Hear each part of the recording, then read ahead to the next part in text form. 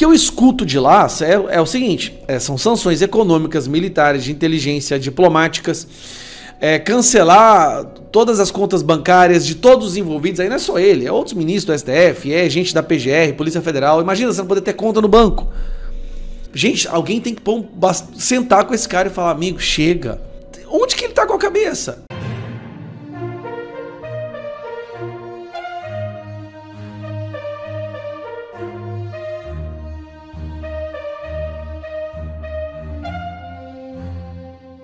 Alan dos Santos tem dados removidos do sistema da Interpol, é isso mesmo.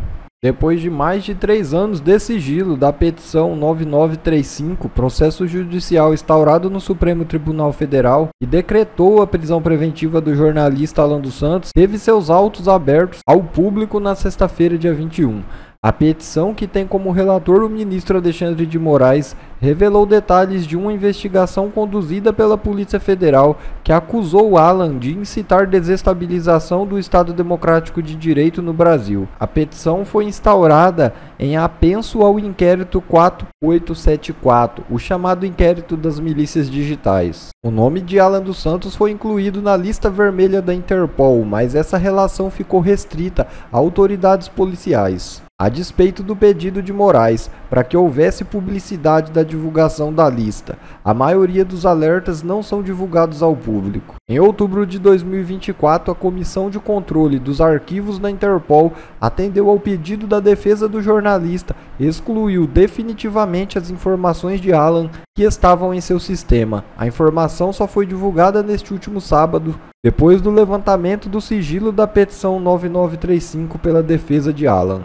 Ou seja, Alan dos Santos está mais livre do que nunca. E Trump manda recado para Bolsonaro. Grande família. Veja o vídeo. A friend of mine, Eduardo Bolsonaro of Brazil, the Chamber of Deputies. Thank you. Thank you. Say hello to your father. Thank you very much. Great family. Great gentleman and your great family. E Javier Milei cita suposta fraude eleitoral no Brasil ao falar sobre escândalo da USAID. A USAID colocou milhões de dólares de impostos para financiar desde revistas e canais de televisão até fraudes eleitorais como no Brasil, afirmou o presidente argentino durante discurso no CIPEC. Veja o vídeo. Pero en términos más generales, hablo de la financiación de la academia, incentivando la elaboración de estudios que justifiquen la implementación de políticas públicas intervencionistas y de la compra encubierta de medios de comunicación mediante la pauta pública. Hablo de las múltiples ONGs que viven de nuestros impuestos, de los subsidios a la cultura para producir propaganda y aquí en Estados Unidos, por supuesto, el escándalo de USAID, que destinaba millones de dólares de los pagadores de impuestos a financiar desde revistas y canales de televisión a fraudes electorales como en Brasil o gobiernos con aspiraciones discriminatorias como el de Sudáfrica.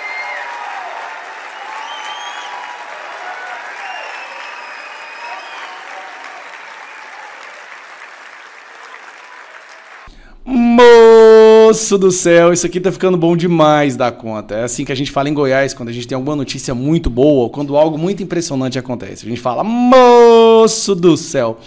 Tá eu lá, abri o X agora para dar uma olhada no feed, as últimas notícias, e eu vejo 3 vídeos na sequência que me alegraram e vão te alegrar muito também. Olha, a situação do Alexandre de Moraes está ficando insustentável. Ele comprou uma briga com um pessoal que não tem como ganhar.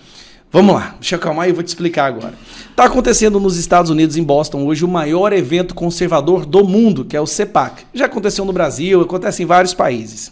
Hoje, quem falou lá foi o Donald Trump, presidente dos Estados Unidos, o Patrick Bet-David, um dos maiores podcasters e comunicadores dos Estados Unidos, o Javier Milei, presidente da Argentina.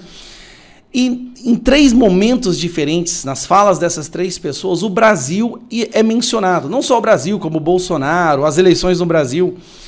E você percebe claramente que o cenário para o Alexandre de Moraes está ficando terrível. Não tem como ele vencer essa batalha que ele está querendo comprar, tá? Então vamos lá. Vou te mostrar o primeiro. Nesse momento é o Donald Trump falando. E o Donald Trump, a imprensa fala que o Donald Trump tá nem aí pro Brasil, Bolsonaro e ninguém, né? O Donald Trump faz questão de mencionar o nome do Eduardo Bolsonaro e Bolsonaro. Então vamos lá, esse é o primeiro momento que me alegrou. A friend of mine, Eduardo Bolsonaro of Brazil, the Chamber of Deputies. Thank you. Thank you. Say hello to your father. Thank you very much. Great family. Great gentleman and your great family. Então, isso aí já deixou a imprensa do Brasil revoltada, né? Ele tá falando isso porque no momento que o pai do Eduardo, Bolsonaro, né, tá sendo perseguido de forma injusta e, como você sabe, criminosa por Alexandre de Moraes. Bom, agora nós vamos pro segundo vídeo. Ninguém mais, ninguém menos que o presidente da Argentina, um dos políticos mais famosos do mundo hoje, durante o seu discurso fala do Brasil. E olha o que ele fala. Em termos mais generais, hablo de la financiación de la academia, incentivando la elaboración de estudios que justifiquen la implementación de políticas públicas intervencionistas y de la compra encubierta de medios de comunicación. Aqui ele está falando das agências americanas e a forma como elas interferiram em políticas em vários países. Mediante la pauta pública. Hablo de las múltiples ONGs que viven de nuestros impuestos, de los subsidios a la cultura para producir propaganda. Y aquí en Estados Unidos, por supuesto, el escándalo de USAID, que destinaba millones de dólares de los pagadores de impuestos a financiar desde revistas y canales de televisión a fraudes electorales como en Brasil. ¿Cómo es que es? De televisión a fraudes electorales como en Brasil. Aqui ele fala que no Brasil houve uma fraude eleitoral. A Moraes vai ter que prender o Milei agora, hein? O gobiernos con aspiraciones discriminatorias como el de Sudáfrica.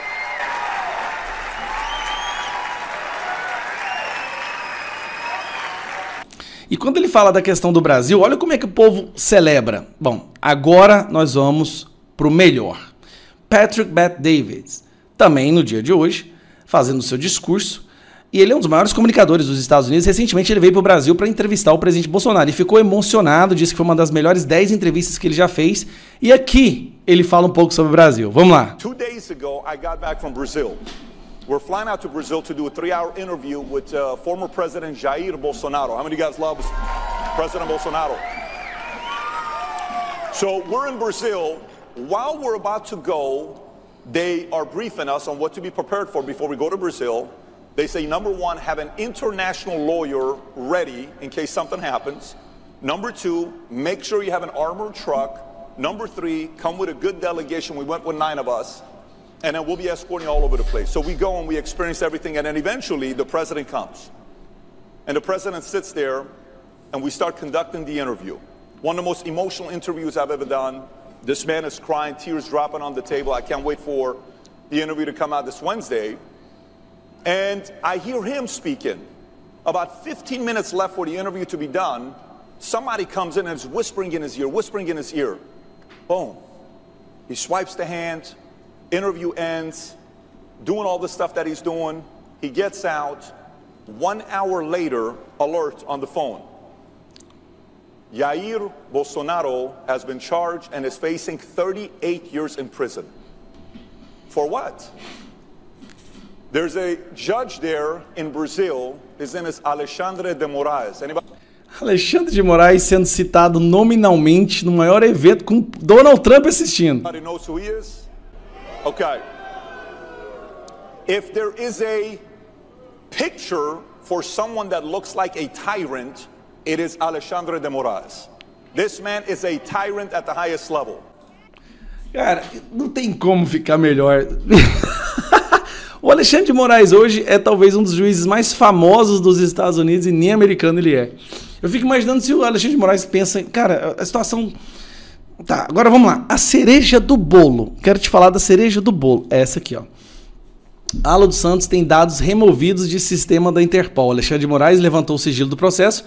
Aqui o jornalista responde no STF. Alexandre de Moraes mandou a Interpol colocar o Alan dos Santos na lista vermelha para ele ser preso em qualquer país do mundo. Bom, o que aconteceu? A Interpol ignorou Alexandre de Moraes, retirou ele da lista. Alan dos Santos pode viajar para onde ele quiser no mundo. Cara, o Alan dos Santos é hoje mais livre que Alexandre de Moraes.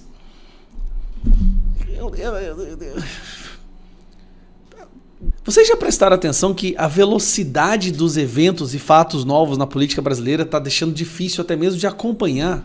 Olha só em uma semana. Nós tivemos a fantasiosa denúncia contra Bolsonaro, consolidando ainda mais a ditadura do judiciário, o derretimento desse governo, aí o governo vai lá para piorar, derretendo por causa do preço dos alimentos, vai lá e cancela o Plano Safra, que basicamente é o que dá sustento para subsídio financeiro de crédito para os agricultores para poderem produzir alimentos. Depois nós temos o Rumble voltando ao Brasil, falando que não vai acatar mais ordens ilegais do Alexandre de Moraes. Alexandre de Moraes vai lá e manda derrubar o Rumble, multa o X, alegando que se não pagar vai cancelar o X no Brasil. Daí o X vai já e paga a multa.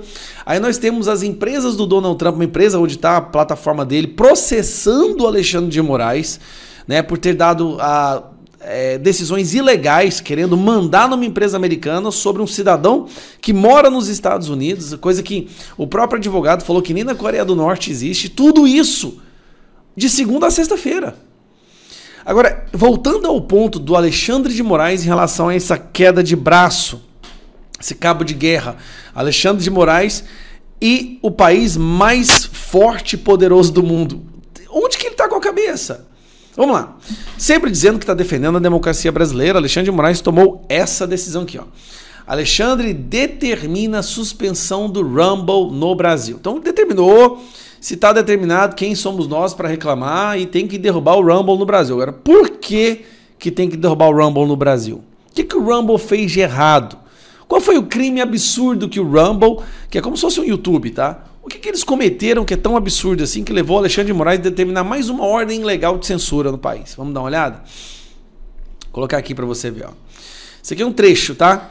A ilicitude é ainda mais grave, pois mesmo quando efetivamente intimada para o cumprimento das ordens de bloqueio de perfis, quais perfis que ele quer bloquear? Alan dos Santos. Cujas postagens reproduzem conteúdo criminoso. Que conteúdo criminoso é ele? Aqui, ele não descreve. Investigado nos autos, a referida plataforma incorreu em desobediência judicial e resolveu, curiosamente, divulgar mensagem incitando ódio contra esta Suprema Corte. Qual é a mensagem incitando ódio? É aquela mensagem: olha, Alexandre de Moraes, nós não vamos mais acatar suas ordens ilegais, te vejo na justiça. Quando o Pavlovski, que é o dono do Rumble, falou isso, Alexandre de Moraes está como falando, ó, divulgar mensagem incitando ódio contra esta Suprema Corte, como se verifica na postagem. E essa postagem está aqui, ó. A Rumble não cumprirá suas ordens ilegais. Ao invés disso, nos veremos no tribunal. Onde que está o ódio sendo incitado aqui? Gente, é impressionante. Mas calma. Quero te mostrar isso aqui agora. Essa aqui, para mim, é a cereja no bolo. Vamos lá. A Polícia Federal apresentou contra Alan dos Santos, apontando o quê? Vamos ver, o que a Polícia Federal apontou? Olha isso aqui. Isso aqui não é de chocar. A pretexto de atuar como jornalista em um canal divulgado nas redes sociais, YouTube e outros, reiteradamente produz e difunde conteúdos que demonstram aderência voluntária ao mesmo modo de agir da associação especializada ora investigada, focando nos mesmos objetivos: atacar integrantes das instituições públicas, desacreditar o processo eleitoral brasileiro, reforçar o discurso de polarização, gerar animosidade dentro da própria sociedade brasileira, promovendo o descrédito dos poderes da República, além de outros crimes. Para um pouquinho. Quando coloca além de outros crimes, a Polícia Federal está falando que desacreditar o processo eleitoral, reforçar o discurso de polarização e gerar animosidade, que isso é crime. Olhe onde nós chegamos. Isso aqui é assustador, nível Coreia do Norte, gente. Eu sei que a gente fala isso repete isso porque parece... Mas é tão absurdo que eu não consigo imaginar outro país para tentar criar uma semelhança entre isso e o que acontece lá. Aqui nós estamos falando que tem que derrubar o Rumble porque porque no Rumble tem um canal do Alan dos Santos. E o que o Alan dos Santos faz? Ele reforça discurso de polarização e gera animosidade dentro da própria sociedade brasileira, promovendo o descrédito de poderes. Ou seja, você criticar os poderes da República é crime. E por isso o Rumble tem que ser derrubado. Essas decisões que ele manda para lá reforça ainda mais, na opinião pública internacional, que o Brasil já era, do ponto de vista de liberdade de expressão e democracia, e respeito à Constituição. Eu sinceramente, eu queria entender a cabeça do Alexandre de Moraes. Porque assim, será que ele realmente acha que é uma briga que ele consegue ganhar? Quanto mais ele toma essas decisões, mais claro fica para o mundo que ele é um poder que saiu do controle, que se não for parado, vai destruir a nossa democracia. Mas aí que tá. Eu falar isso na cabeça dele, eu falar, olha, estou preocupado com a nossa democracia porque tem alguém com autoridade no Brasil que não respeita a Constituição. É crime. Você é antidemocrático. Não dá para entender. Será que ele realmente acha que vai ganhar? E eu vou te falar qual que é o meu medo. Meu medo é essas ações dele continuarem escalando e o Brasil inteiro sofrer as consequências por causa de uma pessoa que perdeu o controle. E um grupo de 11 que ninguém ali tem a coragem de chegar nele e falar assim, amigo, para, você vai prejudicar todo mundo, depois não vai ter como te defender. E assim, o que eu escuto de lá é o seguinte, são sanções econômicas, militares, de inteligência, diplomáticas, cancelar todas as contas bancárias de todos os envolvidos, aí não é só ele, é outros ministros do STF, é gente da PGR, Polícia Federal, imagina você não poder ter conta no banco. Você falar sanções de exportação e importação que vai prejudicar a vida de todo mundo. Para. Gente, alguém tem que sentar com esse cara e falar, amigo, chega, já deu. Olha o que você está enfiando no Brasil agora. Ou será que vai ser necessário que isso aconteça? Para que realmente alguém tome uma atitude? Porque se a gente for esperar o próximo Senado em 2026, não vai sobrar Brasil nenhum até lá. Nunca subestimem a brilhante capacidade da mente do Lula e dos petistas no governo. Como vocês sabem, eles têm um grande problema para resolver: o alto preço dos alimentos no Brasil, a inflação exorbitante, a população mais pobre e simples sem condições de ter suas 3 refeições por dia, porque a carne está cara, o ovo está caro, a picanha, o café, o arroz, o feijão, o azeite, as frutas, tudo está tão mais caro que é aquilo que o Lula falou, né? Se tá caro, não compre, tem muita gente passando fome. Mas aí o Lula vai ter uma brilhante ideia. Como que acaba com os altos preços dos produtos, dos alimentos nas prateleiras do supermercado? Tá resolvido.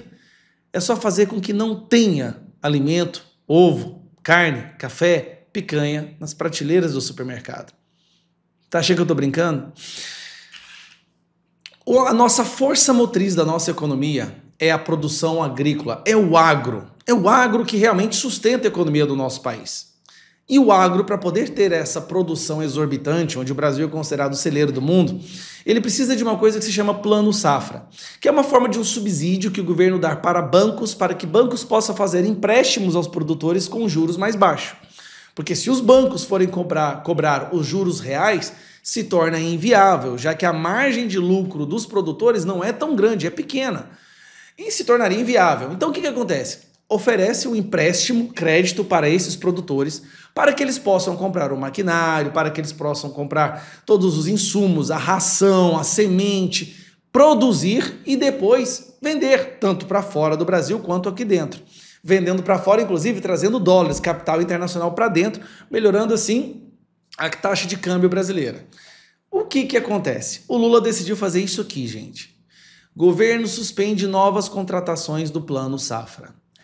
Isso aqui vai acabar... Você pode ficar tranquilo, não vai ter ovo caro, não vai ter arroz caro, não vai ter carne cara.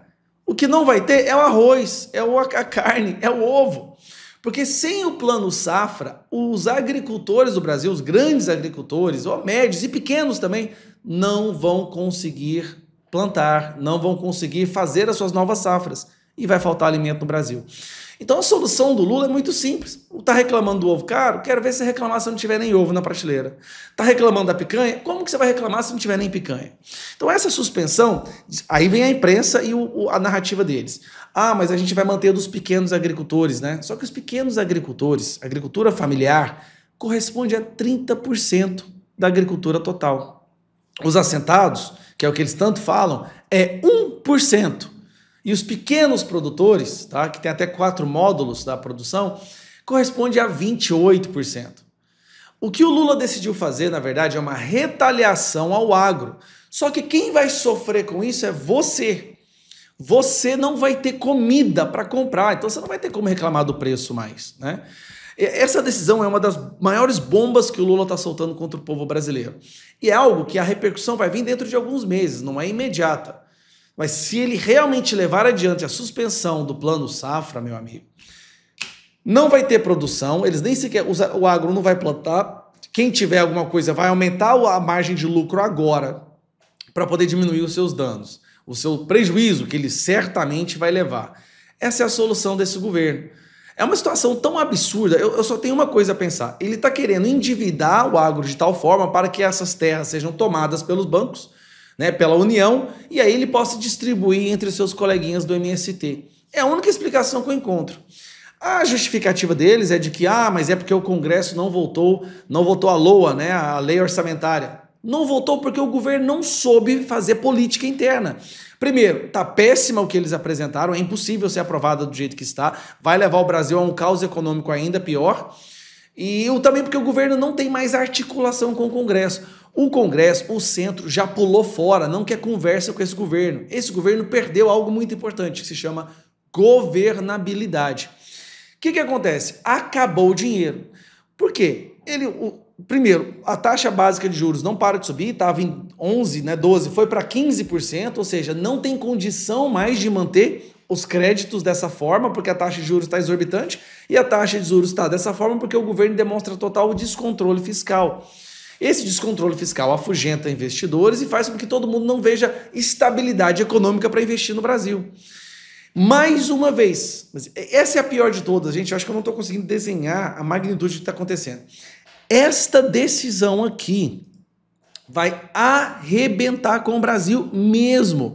Se você tem o dinheirinho guardado aí, meu amigo, vai lá, estoca a sua casa com arroz, feijão e carne, porque vai faltar. O agro vai parar. E o agro parando, por conta dessa suspensão do Plano Safra, para de comer o Brasil. Não tem mais alimento. Simplesmente não tem mais alimento. Essa é a gravidade do que está acontecendo. A gente sabia que ia ser ruim, só que ser ruim, a gente até sobrevive. Isso é desastroso o que o Lula está fazendo.